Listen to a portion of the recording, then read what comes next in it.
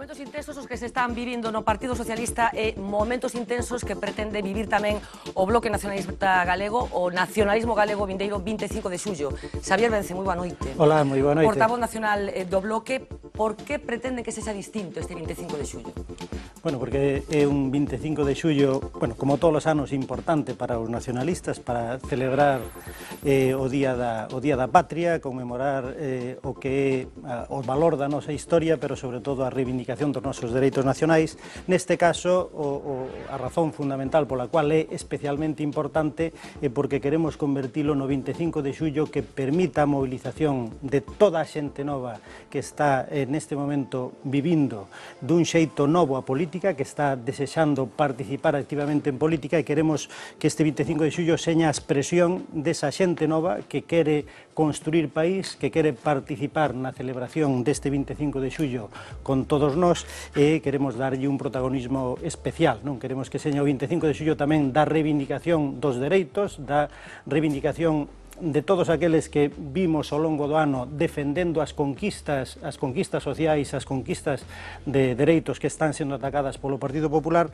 Este 25 de xullo queremos que é un día onde vamos a tratar de mobilizar a toda a xente, en particular a xente nova, que queremos que colla esa bandeira da reivindicación nacional e tamén a reivindicación dos dereitos e dos dereitos sociais. Bueno, pois falaremos dese plan de acción do Bloque Nacionalista Galego, do que se está falando no entorno do Bloque nos últimos tempos. Imos falar tamén con Carlos Príncipe, moi buenas noches. Ernesto Sánchez Pombo, moi buenas noches. Domingo San Pedro, moi boa noite. Carlos Aymerich, moi boa noite. E Carlos Marcos, moi buenas noches tamén. Hace unos días, desde el Bloque Nacionalista Galego, en concreto Bieito Lobeira, presentaba parte deses actos que van ter lugar nese 25 de xullo. Imos lembrar parte das cousas que avanzaba nese acto, nesa convocatoria de prensa, o señor Lobeira. Para nós, neste ano 2014, esta manifestación é algo máis que un acto ritual. Ten que se converter nunha auténtica demostración de forza de que Galiza e o pobo galego van estar presentes no debate aberto no Estado español en relación co recoñecemento dos dereitos nacionais dos povos que o compoñen e singularmente en función dese proceso pola independencia que se está a dar en Cataluña. Galiza e o pobo galego aspira a estar presente nese debate como suxeito político, non como mero espectador. O BNG vai realizar, alén da manifestación, tamén unha campaña intensa en todas as comarcas da nosa nación, coa organización de dúcias de actos públicos, de asembleas, de convivios, de festas nacionalistas. Imos proceder á distribución en toda Galiza de milleiros de bandeiras nacionalistas. E exhortamos ao pobo galego a que exhiba sin complexos esas bandeiras nos balcóns, nas xanelas das súas vivendas, nos seus vehículos, para demostrar que somos un pobo sin complexos e que estamos orgullosos da nosa condición de galegas e galegos. Bueno, fala Bieito Lobeira de que hai que expresar eses sentimentos en complexos. Quen ten complexos neste momento no país, señor Vence?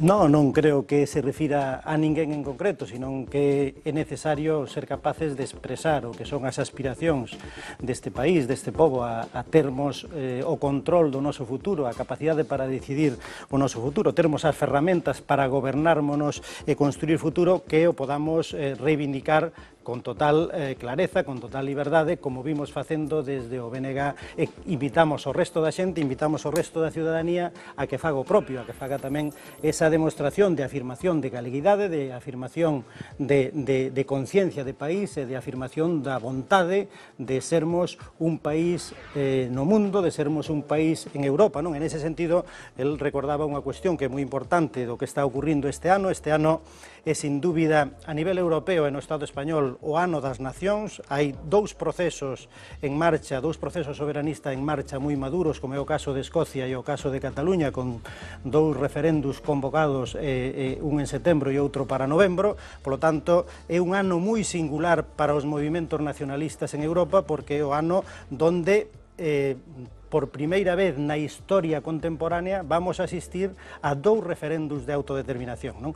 Por lo tanto, nese sentido, é un ano especialmente importante para todos os nacionalistas, e nós queremos que Galiza este tamén nese debate, porque é a aspiración do nacionalismo e a aspiración de todos aqueles que queremos que Galicia conte, que Galicia este nesa primeira liga de nacións, tanto no Estado español como en Europa, e que non quede efectivamente relegada a un segundo nivel. Dá por suposto que a consulta do 9 de novembro, a de Cataluña, se vai celebrar?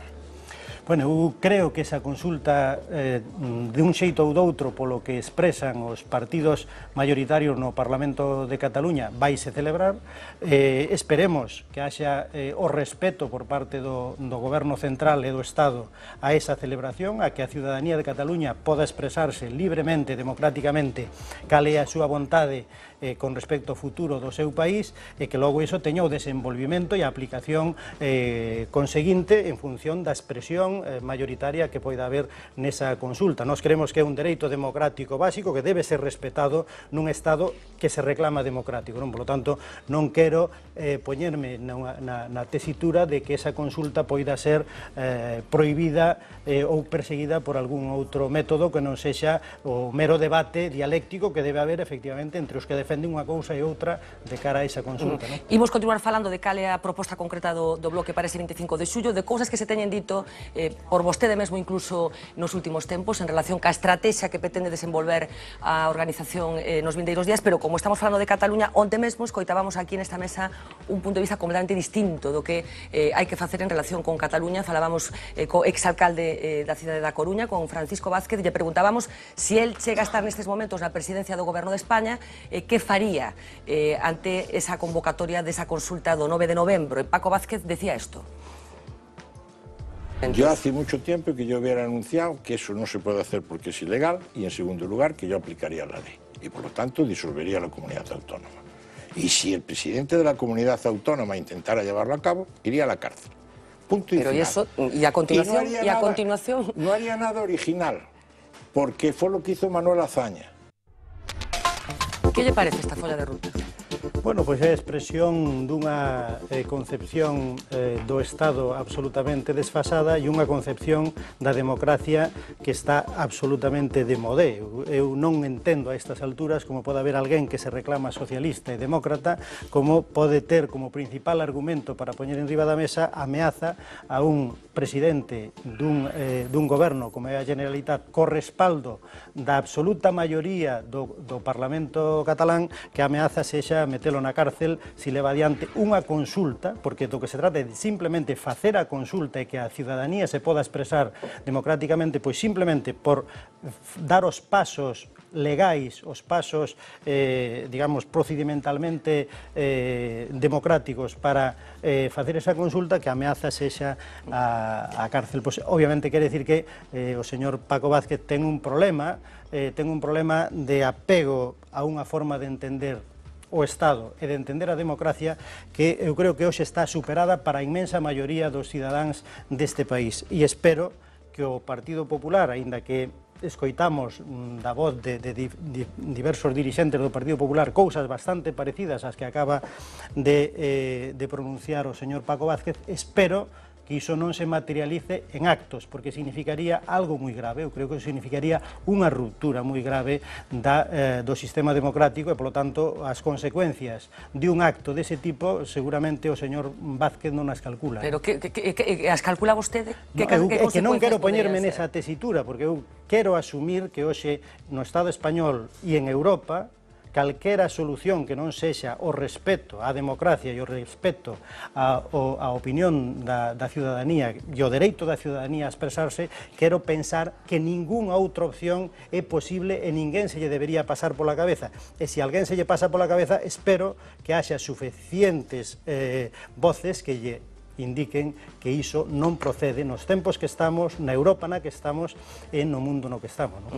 Neste proceso, vostedes queren converterse en suxeitos políticos e non en meros espectadores. Creo que eran os dous conceptos que se manexaban nesa convocatoria, nesa presentación dos actos do 25 de xullo.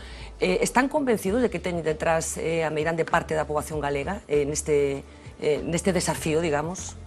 No, nós o que creemos é que este país sacaría moito proveito de termos máis capacidade de decisión, máis instrumentos e ferramentas para tomar as decisións necesarias para desenvolver a nosa economía, para defender o noso país nas negociacións en Bruselas, nas negociacións en Europa, para estar representados directamente nos foros onde se dirimen os nosos intereses.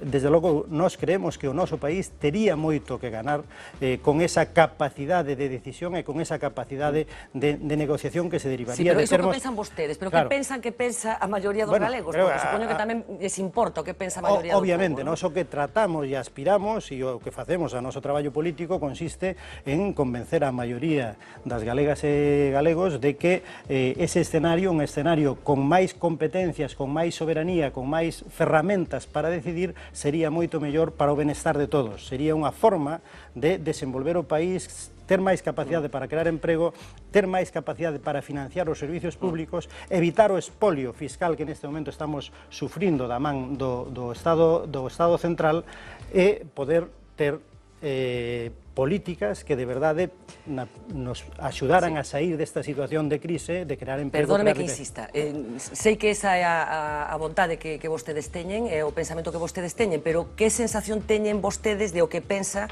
perdone que insista, a maioría dos galegos? Bueno, obviamente os galegos expresanse nas urnas e está claro que en términos de opcións políticas que é o que votaron, por exemplo, nas últimas eleccións. De todas formas, eu creo que hai un sentimento cada vez maior na ciudadanía de que efectivamente se necesita ter máis capacidade de control propio sobre as decisións, sobre os asuntos importantes. Eu creo que moita xente hoxe creo que se alarma cando ve que un presidente da Xunta de Galiza pois dice que si temos problemas en Audasa coa AP9, pois que o resolva a ministra de Fomento, que el non ten nada que facer, non? Que teñamos o sistema aeroportuario funcionando mal e de pronto el se despache dicindo, bueno, que sexa a ENA o que resolva e coordine os aeroportos. E que cando falamos do tren e do accidente de Angrois, o Parlamento Galego non ten nada que pintar nin decidir nesto, senón que é competencia de Madrid. Quer dizer que hai moita xente neste momento que está alarmada porque ve que temos unha autonomía que xa nunca tivo grandes capacidades para as cuestións cruciais para dirixir o país, pero o que está vendo que se está vaciando a pasos axigantados coa complicidade de Núñez Feijóo. E eu creo que diante dese panorama, eu creo que hai cada vez máis galegos e galegas que están, por decirlo así, do autogoberno e desa perda de pulso que ten o goberno de Galiza por esa vontade de Núñez Feijóo de ceder todo a Madrid, de someterse ás decisións de Madrid e que ao final afectan a vida de todos nós todos os días, as vidas das familias, das empresas. Con quen están eses galegos que vostedes creen que cada vez son máis? Como están canalizando esa inquedanza política? A través de quen? Pois eu creo que neste momento está mal canalizada. Eu creo que non fomos capaces hasta agora, eu creo que non fomos quen hasta agora de conseguir que esa, eu creo que vontade de unha gran parte da ciudadanía deste país que quere ter máis capacidade de decisión e que quere tela tamén expresada a través de forzas políticas propias, non fomos capaces de ilusionalos o suficiente para que o materializaran electoralmente nas opcións que defendemos ese proxecto e ese programa. E hai un problema de conexión entre o que é o sentimento, o que é a vontade da ciudadanía e a expresión política e electoral desa vontade que temos, sin dúbida, que ser capaces de resolver con traballo político, traballando mellor, explicando mellor. Como están resolvendo ese problema de conexión que vostede está recoñecendo? Bueno, pois nós estamos, por exemplo, agora estamos formulando a apertura dun proceso aberto á ciudadanía, de asambleas abertas,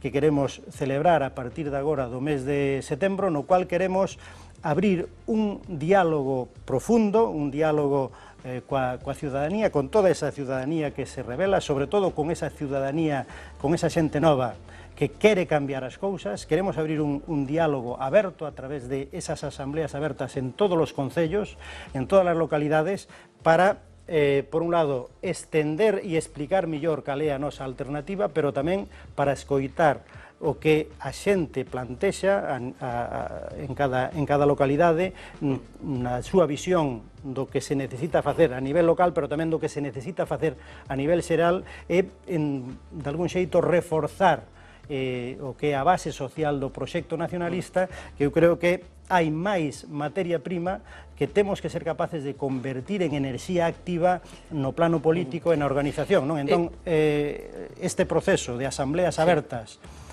por todo o país teñen precisamente esa misión de socializar o proxecto, pero sobre todo de enriquecelo coas aportacións de todas esas persoas que pensan en clave de progreso, en clave de transformación, en clave de país e en clave de facer frente, sobre todo, a esas políticas, as políticas da dereita e as políticas do Partido Popular que van arrasando con todo, que van arrasando coas conquistas, co emprego, coa economía do país. Seguro que consciente, señor Vence, que pode haber xente que despois de escoitar o que nos acaba de relatar pode haber xente que diga tarde piaches, no sentido de que por que agora este modelo de escoitar o pobo, que por certo é un modelo que a moita xente lle pode parecer que moi semellante o que levou o famoso Podemos, o famoso Pablo Iglesias a estar donde está. Hai un efecto imitación que vostedes están sufrindo tamén? Por que agora e non hai 3 anos? No, bueno, vamos a ver, non é a primeira vez que facemos un esforzo de apertura ao diálogo coa ciudadanía. Sin ir máis lonxe, hai ano e medio, hai 2 anos, houve un proceso, o que ocurre que tuvo quizáis un recorrido demasiado limitado, un proceso que se chamou Propón connosco, no cual abrimos as asambleas do BNG, porque o BNG é asambleario moito antes de que se inventara a palabra Podemos como partido político, desde logo o espírito asambleario está no ADN do BNG. E o esforzo de apertura viñémolo facendo a través dese proceso, un diálogo con os círculos máis próximos ao BNG, as asambleas do BNG están abertas a simpatizantes desde hai tempo, pero agora queremos dar, por decirlo así, un salto cualitativo que é abrir e convocando... Por que agora? Coincidindo co fenómeno Podemos? É coincidencia? Non ten que ver. O que si vemos é que hai cada vez máis ciudadanía que ten unha vontade de participar activamente en política, cada vez hai, afortunadamente, máis xente que sinte a necesidade de ser un suxeto político activo e, polo tanto, de intervir políticamente, de tratar de influir de forma directa nas organizacións ou mesmo propoñéndose crear organizacións novas e, sobre todo, que quere que as institucións estén máis próximas, queren ver unha forma de chegar ás institucións de forma máis directa, non? Entón, ese ambiente na ciudadanía eu creo que é algo que se foi cultivando ao longo dos 3-4 últimos anos gracias a esa profunda crise política e social que hai e que está facendo que moita xente esperte, que moita xente esperta a política e que moita xente queira participar máis activamente. Entón, o BNG... Pero vostedes non son uns recén chegados, que levan facendo política moitos anos xa. Efectivamente, nós, o BNG, o que queremos é precisamente tomando nota desa novo fervedoiro de inquedanzas políticas que está habendo na sociedade, queremos ofrecer esa oportunidade de participar a través dun proxecto nacionalista, non?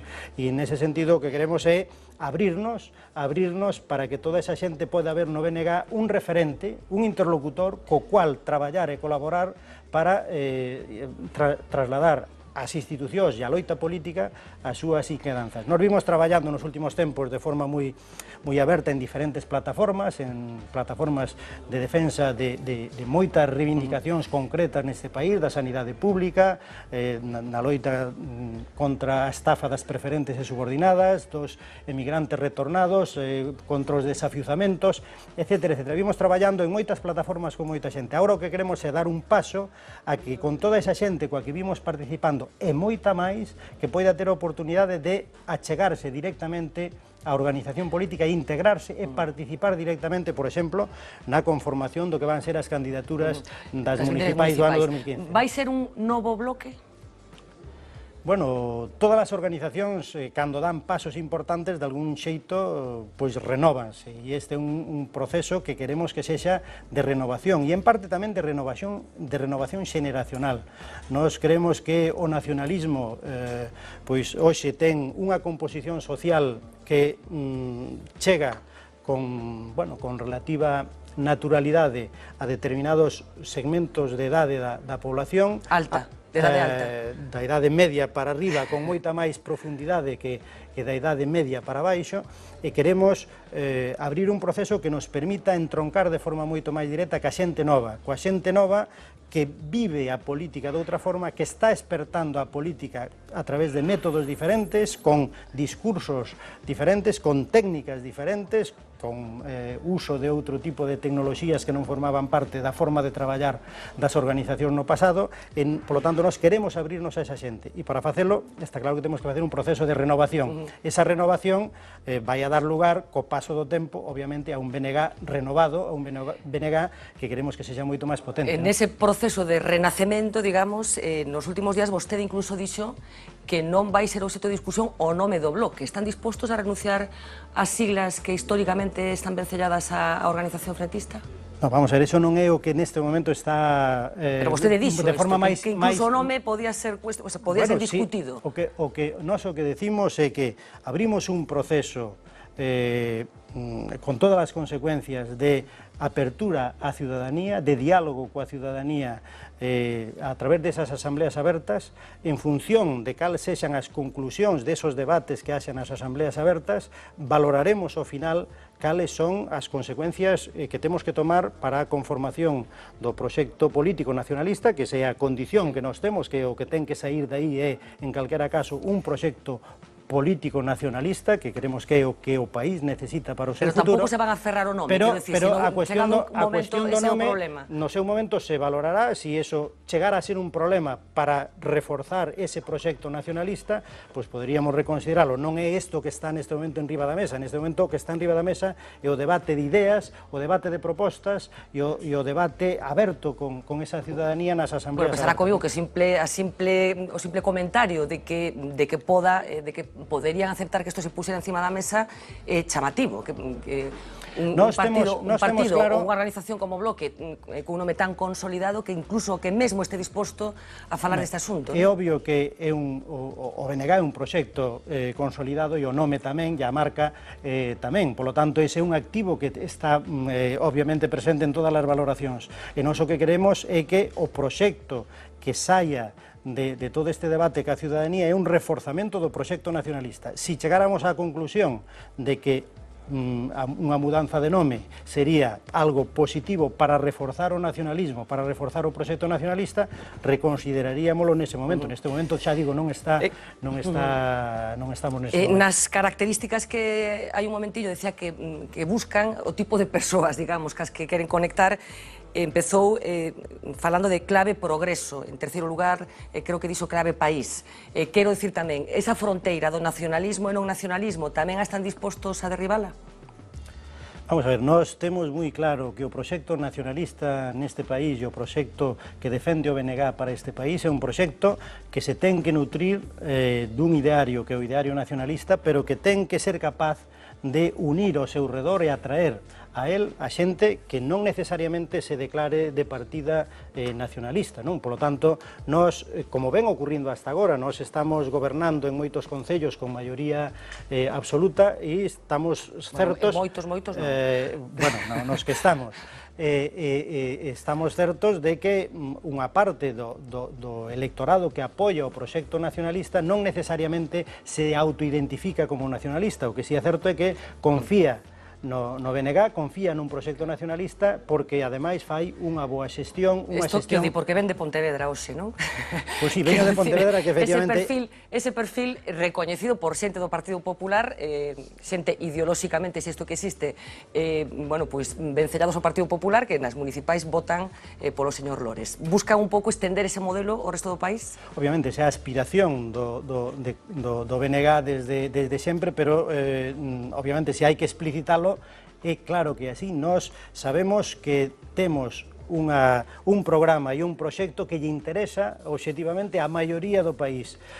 Non necesariamente esa maioría do país se autorrecoñece ou se autodeclara nacionalista, pero nós creemos que toda esa xente que pode ver no proxecto do BNG, na xestión do BNG, nas alternativas que plantexa o BNG no económico, no social, na xestión municipal, que sexan as que satisfán de mellor xeito as necesidades da ciudadanía, que están máis pegadas á necesidade da xente, que temos ideas e iniciativas para desenvolver o territorio, para facer dos concellos, por exemplo, instrumentos de desenvolvimento económico do municipio, porque desenvolvemos os sectores productivos, contribuimos ao reforzamento do comercio, contribuimos á mellora dos servizos, etcétera, etcétera. Na medida en que iso é parte do proxecto do BNG, do proxecto nacionalista, pois está claro que pode ser de interese para moita xente que non se autodefine como nacionalista, e esa é a nosa aspiración, a ter a maioría ao redor das propostas concretas que incorporamos no noso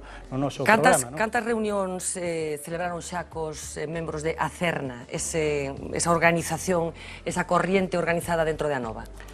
Pois ninguna. Ninguna, non houve conversas de ningún tipo, nin siquiera en niveis baixos, digamos. Pode haber intercambios e conversas persoales, pero non houve ningún tipo de interlocución institucional con esa nova organización que naceu aí. E está previsto algún contacto? Pois non, por ahora non. Por ahora non. Domingo San Pedro. Sí, bueno, neste momento, boas noites, señor Vence. Moi boas noites. Neste momento en que todas as organizacións están nesta fase de abrirse, non, á sociedade, hai pouquiño decidiu facer un proceso deste tipo o BNG, o PSOE tamén anda no mesmo, Podemos, AGE, é dicir, todos coinciden neso. Gustaríame saber esa apertura cara a quen é dicir, porque con esta fragmentación tan grande que hai en todo o arco da esquerda, gustaríame saber se o mellor cando falamos de abrir, falamos tamén de incluir algunha destas forzas, non? Vimos que nas pasadas eleccións europeas as conversas que houbo, por exemplo, con outras organizacións, a conclusión a que chegou o BNG e vostede mismo é que nunca pactarían con Izquierda Unida, cunha forza unha forza da esquerda federalista española, non? Por tanto, eu quería saber se ao mellor agora que despois das eleccións europeas resulta que por un casual coincidiron tanto o BNG como Esquerda Unida coinciden no mesmo grupo do Parlamento Europeo, se ao mellor ese rozamento fai un pouquiño de cariño e ao mellor non din que non a este tipo de alianza xa de cara ás municipais, non? Gustaríame saber exactamente se sigue sendo unha condición de non pactar con eles ou se iso vai a ser movible con este novo proceso que se abre no BNG. Nós o que estamos abrindo agora é un proceso de diálogo coa ciudadanía. Nós creemos que o momento do diálogo polas cúpulas e entre as direccións das organizacións houbo e fixémolo de cara ás eleccións europeas. A conclusión a que se chegou foi que non había digamos, materia suficiente para chegar a un acordo coas forzas políticas que están neste momento no taboleiro no noso país. Por lo tanto, nós creemos que o proceso, dado que por arriba non parece que este maduro, nós o que creemos é que é necesario que haxa un diálogo e un proceso por abaixo que sirva para, sobre todo, ensanchar a base social do nacionalismo e que permita agrupar forzas, que permita agrupar enerxías ao redor do que ten que ser para nós o núcleo central dese proxecto, que é un proxecto nacionalista, un proxecto para defender e conducir este país á conquista da súa soberanía. Ese é o que ten que ser, digamos, o obxecto central deste proceso que nós agora abrimos. Por lo tanto, é un proceso de diálogo coa ciudadanía, de diálogo con todos esos sectores sociais que teñen ou que poden ter interés na participación nun proxecto político de base nacionalista e que poidan ter interés en que sobre esa base, sobre esa plataforma, poidamos agrupar máis xente para poder, por decirle así, dar un salto político, desplazar o Partido Popular de moitas institucións que hoxe controlan o país, de moitos concellos que hoxe controlan o país, que poidamos dar un salto no reforzamento dese polo nacionalista, pero sobre a base desa construción por abaixo, non tanto, as esperanzas neste momento non están tanto nun diálogo entre cúpulas como nesa unión que poidamos ir construindo e tecendo por abaixo, localidade a localidade, de sector a sector e animando a ciudadanía ao redor do proxecto nacionalista. Por lo tanto, ese é o que claramente queremos levar adiante neste momento. Non é tanto abrir un proceso de diálogo por arriba que, xa digo, a experiencia do que ocurriu de cara ás eleccións europeas demostrou que non era a forma de facelo, non? De todos os xeitos, falando desas eleccións europeas, bueno, vostedes tiveron que dar algún tipo de explicación adicional como consecuencia desa decisión de concurrir ás eleccións con Bildu. A paradoxa nestes momentos é que, como decía Domingos, no grupo parlamentario europeo, Bildu, vostedes están no mesmo grupo que o grupo de Esquerda Unida. Despois de todo o lío que supuso aquí en Galicia, dos problemas que hubo para chegar a acordos entre as forzas de esquerda, non cree que hai moita xente que non pode entender que isto acabara deste xeito, despois de como foi a campaña, despois das cousas que se dixeron, que finalmente estén no mesmo grupo? Bueno, tradicionalmente, hai que decirlo, o BNG estaba nun grupo diferente, que era no grupo dos verdes ALE, non? Sí, e de feito, no momento en que a nosa eurodeputada, Ana Miranda, ocupe en sentido propio o escano, ao seu grupo vai ser o grupo ALE.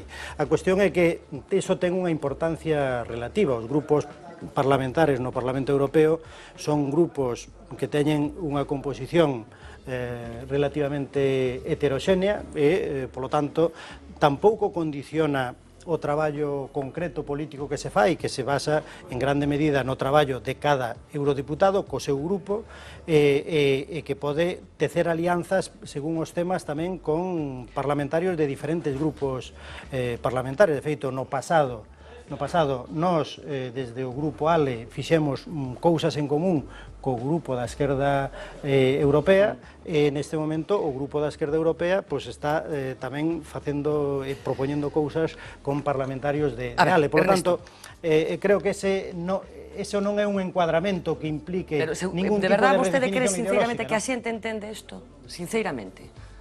O sea, estas estrategias dos partidos e tamén do bloque que nun momento determinado por unha estrategia X que vostedes defenderon tome unha serie de decisións que competen as alianzas que o bloque decide suscribir nun momento determinado e que despois finalmente suceda o que sucede en relación co Parlamento Europeo, con todos os matices que vostede quera introducir en relación ca heteroxeneidade dos grupos parlamentarios, pero realmente cree que a xente entende eses matices? Pois non creo que sexa especialmente complicado de entender, sobre todo se temos en conta que o proxecto e as propostas que vas a poder defender no Parlamento Europeo non varían polo feito de que canalices as túas iniciativas por un grupo ou por outro, e sobre todo sabendo que, por exemplo, no grupo ALE está composto por grupos nacionalistas de esquerda, pero tamén é certo que hai no grupo da Esquerda Europea hai un subgrupo que é a Esquerda Verde Nórdica, donde está, por exemplo, o Sinn Féin, históricamente, que é a razón pola cual H. Bildu tuvo especial predilección por ese grupo. Bueno, a ver, Ernesto. Boas noites, señor Vence. Eu vou aproveitar que vou cambiar de tercio, que se creo nas corridas de toros, que é esa cousa que me gusta a min tanto. Entón, o que quería era cambiar un pouco de asunto. Aproveitando que vostede é un extraordinario economista, eu lle quería facer unha pregunta moi sinxela e quería, ademais, que me explicase do xeito máis normal de todo. A pregunta é moi sinxela. Señor Vence, como se financian os partidos políticos en este país? Pois eu podo explicar como se financia o BNG. Neste momento o BNG financiase coas cuotas dos militantes, coas contribucións dos militantes para as campañas electorais, que son cuotas extraordinarias e contribucións extraordinarias, e coas aportacións que fan os cargos institucionais do BNG, que do seu soldo detraen unha parte importante do mesmo para contribuir á caixa da organización e para contribuir ao funcionamento da organización. Esa é a forma de financiarse que ten o BNG. Obviamente, xa sabemos que outros partidos teñen outras formas de financiarse. Está claro que Bárcenas é un paradigma de como se financia o Partido Popular, de como recibe diñeiro ás portas dos grandes lobbies económicos que logo se benefician das decisións e do BOE do goberno central ou dos gobernos autónomos, pero o BNG é un partido que se financia por esas tres vías. Vostede, que é un extraordinario economista, según din, lle salen as contas, eso de que con as contas dos afiliados e con tal se pode financiar os partidos e facer esas grandes campañas. A vostede como economista, eu como cidadán, de verdad, que xa non sei sumar, non me salen, pero a vostede lle salen as contas, sí?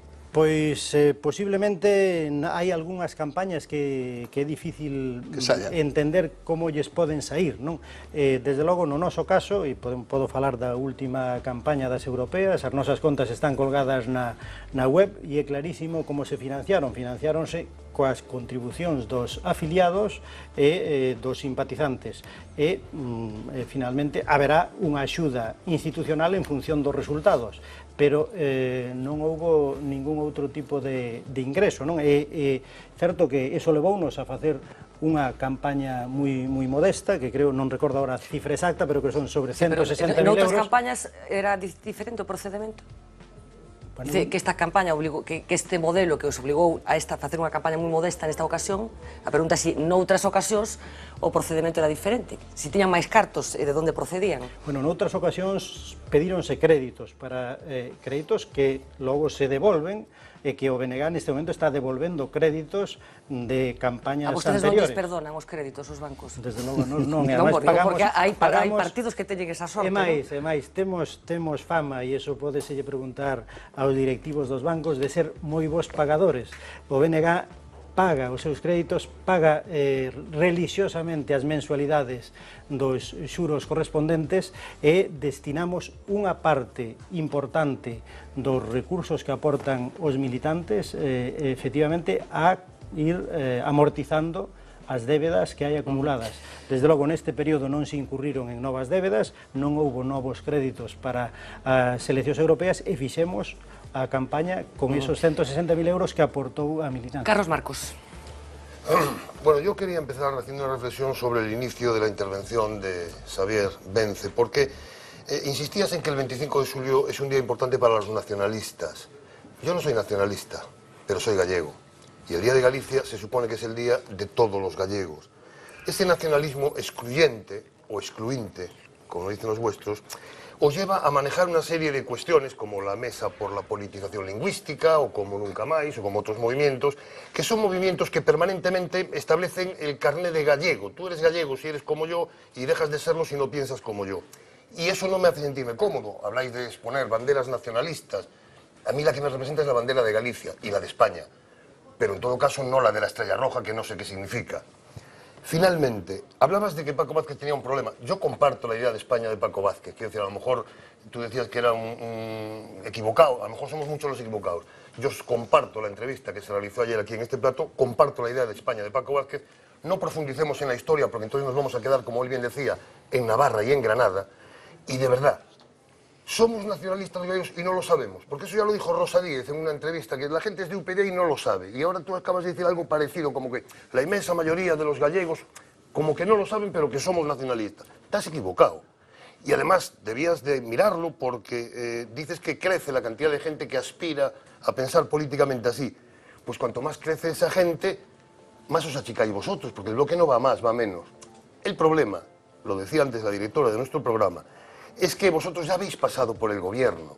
No sois... no dije, esto del gobierno no hablé. Hablo de la conclusión.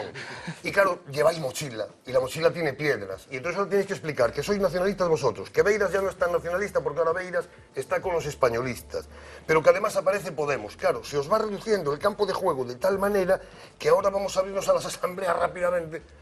Yo sinceramente creo en la libertad y por lo tanto creo en un partido nacionalista gallego como el Bloque, dentro de la Constitución y del respeto a la Constitución y a las normas, pero creo que sería conveniente que os hicierais mirar un tema importante, que otros partidos ya lo hicieron antes, que es el tema del marxismo, tanto del político como del humorístico.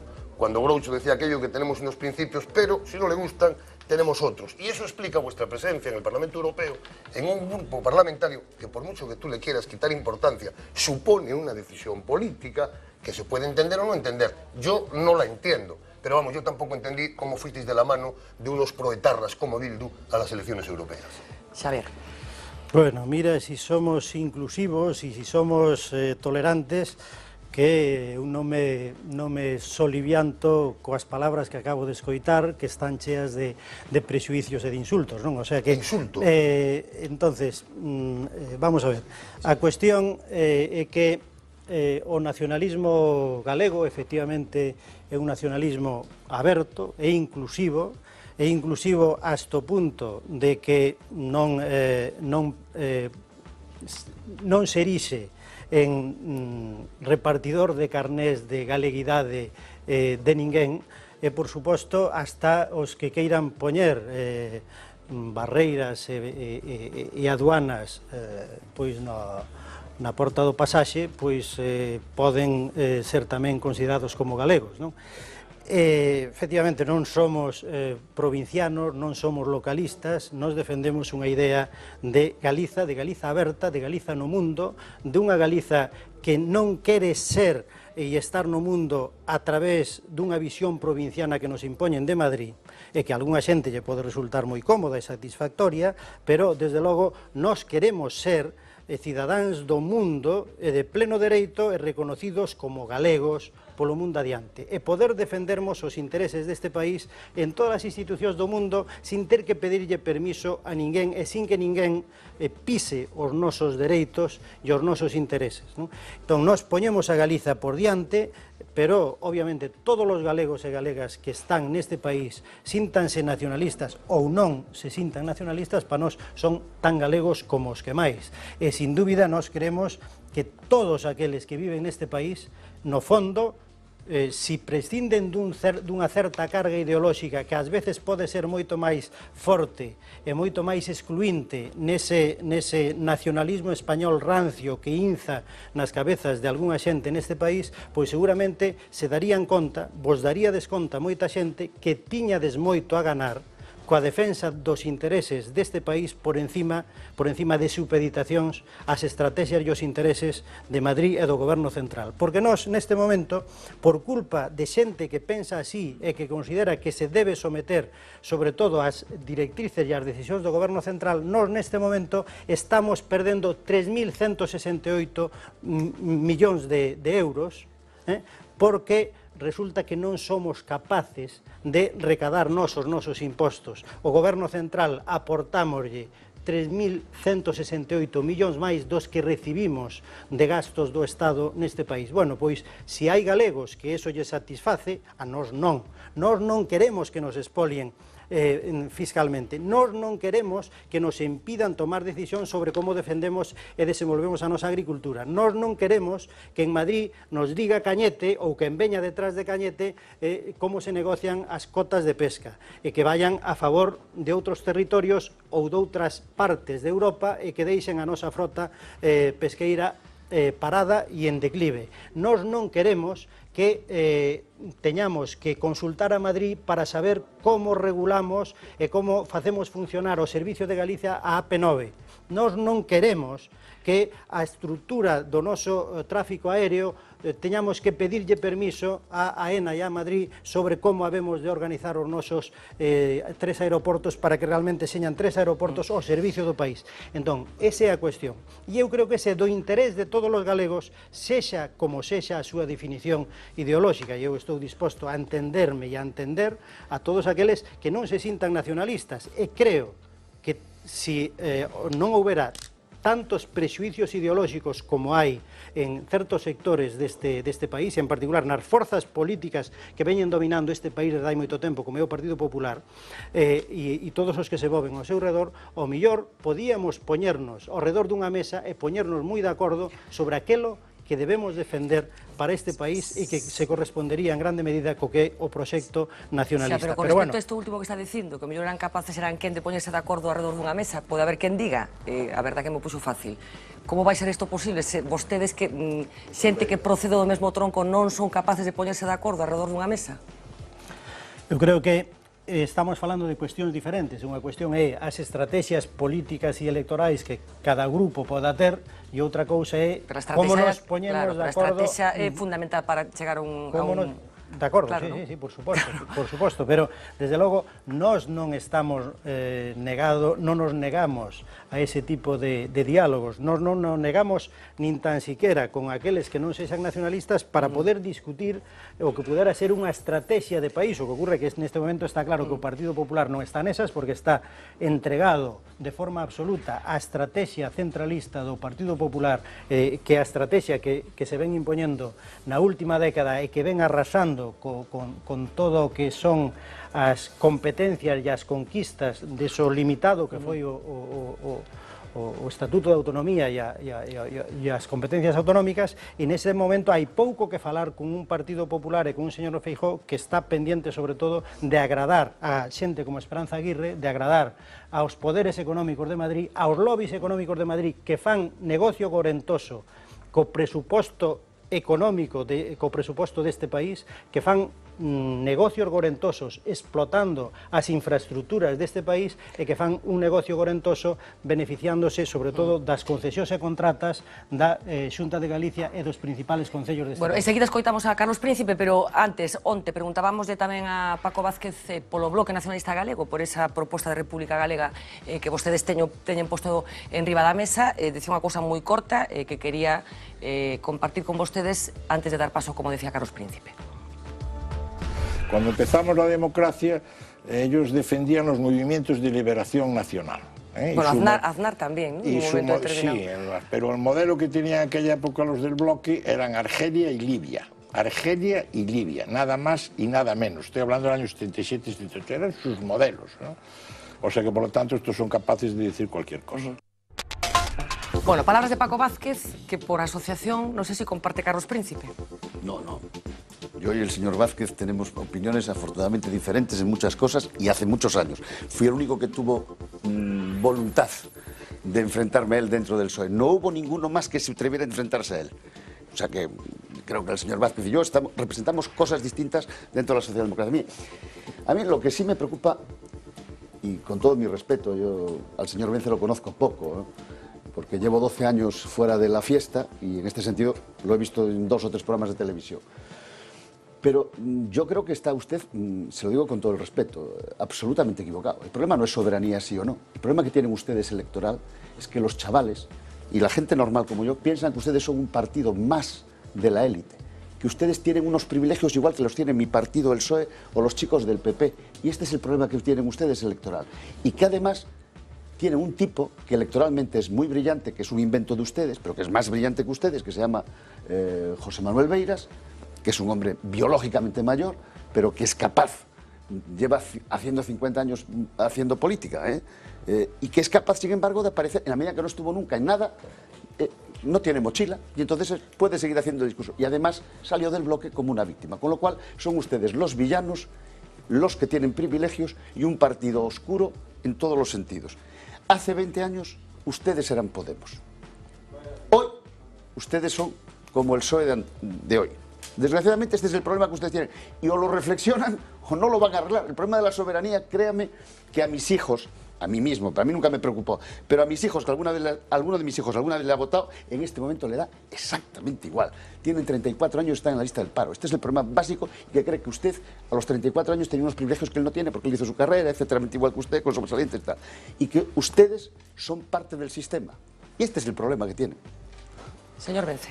Bueno, eu son consciente que hoxe hai un problema, unha crise social, unha crise política, unha crise da visión da política que viña de tempo atrás e que afecta a visión que ten a xente das organizacións. É certo, das organizacións políticas, me refiro. E las sindicales. Nese sentido, eu creo que estamos nun período de reconsideración de todo. Eu creo que hai moita indignación con respecto ao que está ocurrindo, que é froito dunha frustración por unha confianza ao mellor excesivamente inxenua con respecto ás bondades do sistema no que estábamos instalados e que de pronto se descubre que estamos diante dun sistema que non é capaz de garantir aquelas promesas básicas que se lle fixo ao conxunto da ciudadanía. A xente nova eu creo que está nesa situación e de algún xeito todas as organizacións políticas que teñen historia estamos pagando as consecuencias de estar formando parte do mundo que nos trouxo hasta aquí. Pero tamén é certo que é obvio que hai aí unha construcción ideolóxica que é froito da capacidade que teñen os que crean opinión de socializar o problema, non? Quer decir que está claro que se estamos aquí é porque os partidos gobernantes, os partidos que viñeron liderando a evolución do sistema político, económico e social en Europa e no Estado español, que son os partidos populares e os partidos socialistas, obviamente teñen unha responsabilidade pola súa entrega aos intereses dun sector moi económico moi determinado que é a gran banca, a gran finanza, e puxeron todo o servicio desa banca especulativa que foi arrasando con todo. Ese modelo de globalización neoliberal ao servicio da banca especulativa destrozou todo. E de algún xeito está claro que eles son os culpables políticos e os responsables políticos desa evolución. Os poderes económicos encárganse de decir que todas as organizacións políticas son igualmente responsables do que pasou. Obviamente o BNG non ten esa responsabilidade, pero o que sí é certo é que para o discurso dominante, de algún xeito, imos no paquete, non?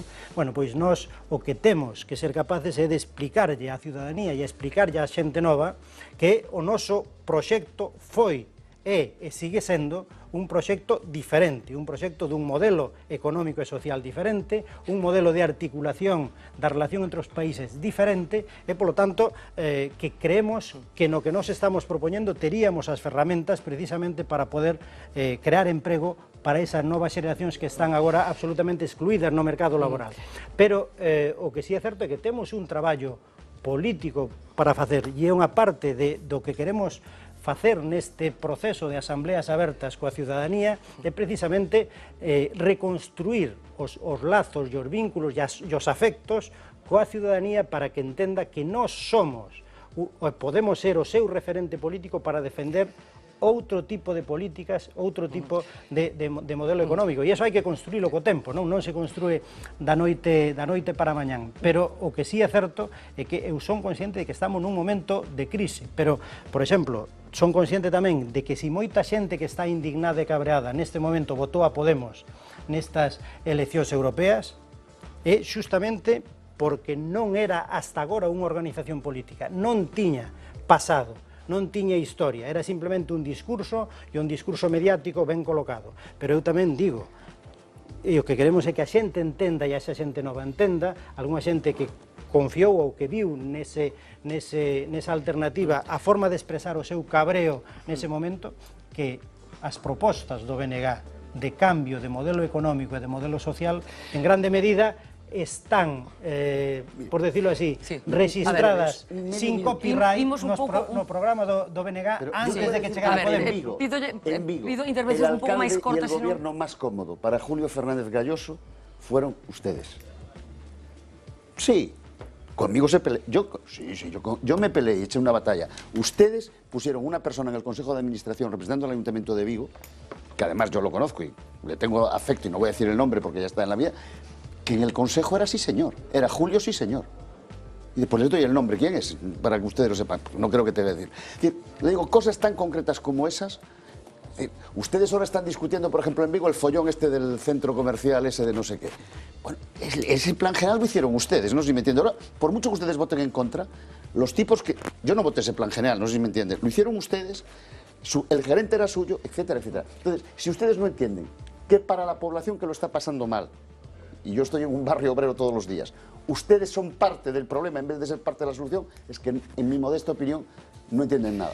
Bueno, déjame que introduzcamos algún argumento nuevo, porque en la presentación del programa hablaba de esa apelación a Joseph Goebbels que hacía la presidenta del Partido Popular de Madrid. Hablaremos enseguida de lo que hoy ha dicho Esperanza Aguirre. Por cierto, un personaje, un individuo Goebbels utilizado a diestro y siniestro, aunque en estos momentos queríamos detenernos en otro, porque parece que se ha puesto de moda bueno, pues coger a determinados personajes con determinado peso político e histórico y utilizarlo en función de lo que a cada uno le venga bien. Sucedió ayer en el Parlamento gallego con una figura importante. Estoy hablando del señor Castelao, que fue mencionado, reclamado por el Partido Popular y por el Bloque Nacionalista Galego. Vamos a hacer un repaso de qué ha pasado con Castelao para arriba y para abajo, mencionado, como saben ustedes también, por el nuevo rey Felipe VI. Paloma Ferro nos va a ayudar. Adelante, Paloma. ¿Qué tal? Muy buenas noches. La figura de Castelao y en especial su ideología política están muy presentes estos días en el ámbito público. Las referencias que se hacen de él resultan a veces paradójicas. Cada cual arrima el ascua a su sardina y hace su particular lectura de un personaje complejo. Felipe VI, recién estrenado rey de España, quiso mencionar al Rianxeiro en su discurso de coronación. Lo puso de ejemplo de defensa de la concordia entre los pueblos. Junto al castellano, lengua oficial del Estado, las otras lenguas de España forman un patrimonio común que, tal y como establece la Constitución, debe ser objeto de especial respeto y protección, pues las lenguas constituyen las vías naturales de acceso al conocimiento de los pueblos y son a la vez los puentes para el diálogo de todos los españoles. Y así lo han considerado y reclamado escritores tan señeros como Antonio Machado, Espriu, Aresti o Castelao. Poco después de esa coronación se entregaban en Galicia las medallas Castelao. Estaba en la calle el debate sobre la conveniencia de convocar un referéndum para decidir entre monarquía o república. Y el presidente de la Xunta, Feijóo, tiró de la figura del intelectual gallego para defender a la corona. Los caprichos de la historia hicieron que esos ideales no se cumpliesen en la desafortunada república que vivió, sino en la monarquía que llegaría después de la longa noite de pedra.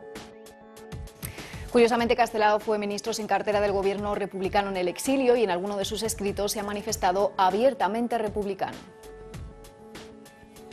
Monarquía é igual a monotonía, unidade, absolutismo, a república é variedade, liberdade, autonomía, democracia. Pero no fue esta paradoja la que llevó a Gloria Lago, presidenta de Galicia bilingüe, a censurar al rey por haber mencionado a Castelao en su discurso. Lago criticó la mención por considerar a Castelao un xenófobo y un botarate excluyente. Basó estas acusaciones en extractos del considerado libro de referencia del nacionalismo galego, Sempre en Galiza. Así defendía su postura el pasado 23 de junio en este programa. Exactamente qué parte del pensamiento de Castelao le parece xenófobo, porque es un apelativo con una carga que todos sabemos cuál es. Sí, bueno, hay estudios de personas que han analizado su obra que incluso lo califican como racista. Claro, pero, pero dígame algún ejemplo. O sea, ¿en qué considera usted xenófobo? Pues mire, la xenofobia consiste en una hostilidad hacia el que no es de su tierra, al extranjero. Y Castelao degrada, denosta e insulta con bastante frecuencia otros pueblos de España. Gloria Lago incluía en su blog fragmentos de Sempre en Galiza, como el que van a escuchar. Siendo Galicia el reino más antiguo de España, le fue negada la capacidad para asistir a las Cortes, y esta es una ofensa imperdonable. Con razón, el exaltado Bizzetto escribió estas palabras. ¿Y quién le negaba ese derecho de igualdad y solidaridad entre los demás pueblos peninsulares? Se lo negaba la canalla mestiza de gallegos y moros que constituía los modernos pueblos de Castilla, Extremadura, etc. Se lo negaba, en fin, esa raza de impura, adulterada sangre.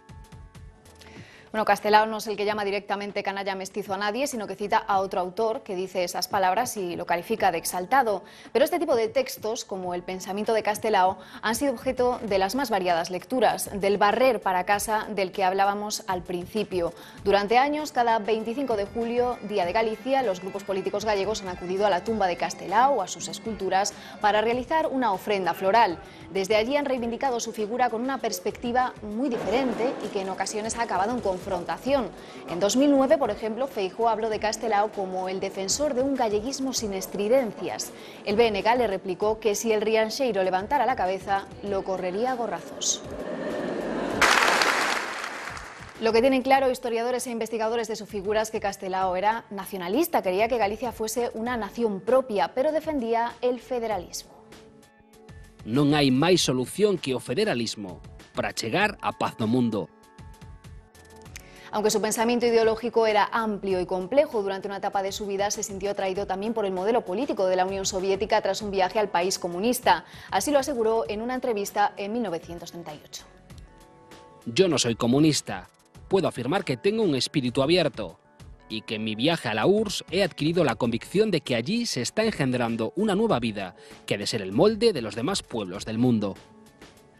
Lo que tienen claro los estudiosos de su figura es que no se puede hablar por boca de Castelao, que nadie sabe qué postura defendería ahora en un entorno político diferente, que sus escritos son el resultado de una evolución personal e ideológica difícil de etiquetar y que Fernanda, en todo caso, no debería ser instrumentalizada. Bueno, pois graciñas, Paloma, ese reto é o que traslado á mesa. Onde estaría Castelao nestes intres, Carlos? Bueno, non sei onde estaría, eu sei que Castelao era republicano, era un nacionalista galego, era antifascista. Eu pregúntome que ten que ver o rei de España, que ten que ver Feijóo cunha persoa antifascista, republicana e galega, verdade, nacionalista galega. Penso que moi pouco ou case nada. E ainda por riba Castelao era, porque iso non poden decilo os españolistas, un demócrata dos pés á cabeza, que pagou non só a súa fidelidade a Galiza, a súa fidelidade á República e ao sistema que democráticamente estaba instituído no conxunto do Estado español, pois co exilio e finalmente coa morte, non en Argentina. Claro, eu pregúntome se, non sei, o señor Carlos Marcos, esa idea de España que ten Paco Vázquez e que di que el comparte absolutamente, eu xa dixen algunha vez neste programa que escoitando algúns falar da patria botan man a carteira, e na Coruña saben ben de que estamos falando, verdad? Cando se fala de Someso e de outros desfalcos que agora hai que pagar e ten que pagar o Concello de Edificio de Fenosa, que tamén, verdade? Sí, sí. A tu referencia, bueno, que lo sepas, sí, sí. No, sí, no, lo acaba de disculpar la justicia. Eu non estou inculpando. Tú sigues echando chapapotes, bueno, sigues echando eu non estou inculpando, eu digo únicamente cal é a herdanza de Paco Vázquez na cidade da Coruña. E Castelao, o nacionalismo galego pois bebe dunha fonte moi limpa que é a de Castelao, verdade? E creo que non todos poden decir o mesmo. Bueno, pois esta unha das figuras, vexo que tes apuntado que é algo de Castelao. Queres decir algo sobre o particular? Sí, porque de verdad que me parece tremendamente grave o que estamos a facer con unha figura histórica, eu entendo que histórica, é unha figura exemplar como é de Castelao. Non debe de ser tampouco importante a figura de Castelao cando se apropian todos dela, é dicir, cando a dereita que tanto di e tanto tal, en canto pode, vota mau dela. Eu dixen o día do discurso do rei, do novo rei de aquí, que me parecía unha folclorada absoluta e unha falta de responsabilidade e unha falta de respeto que se hablase como habló de Castelao de pasada, es decir, así e tal.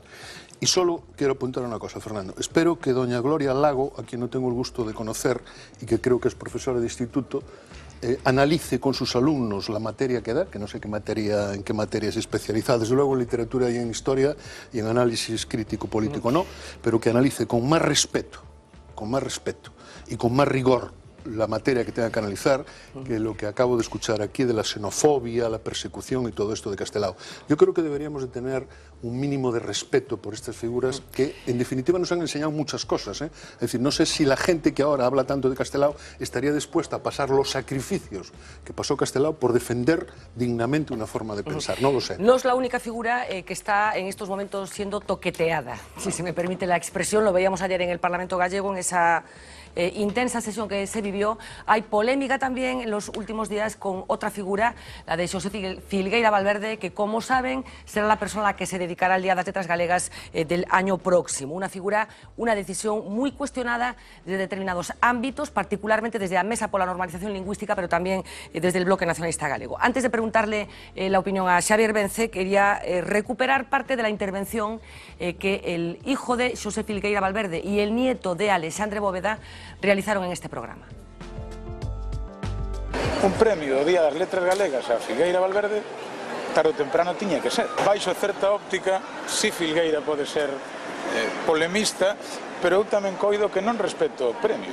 Que Filgueira é unha persona polémica, indubidablemente foi unha persona polémica. Eu entendo